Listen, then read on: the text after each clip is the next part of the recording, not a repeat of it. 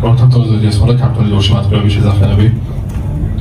ქართული გულში მატყლების შესახებები თუ ესმოდა ორთაბრძოლის. მე ყოველთვის მისმის მათი შეძახება.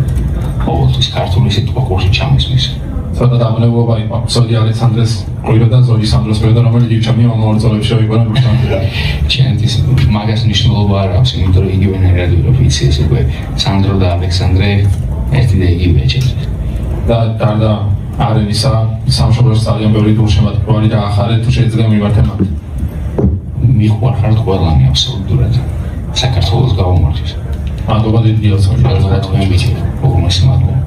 უკვე ორი გამარჯვება აქვს UFC-ში, ორივე შესანიშნავი პერფორმანსი იყო. რა იქნება შემდეგი?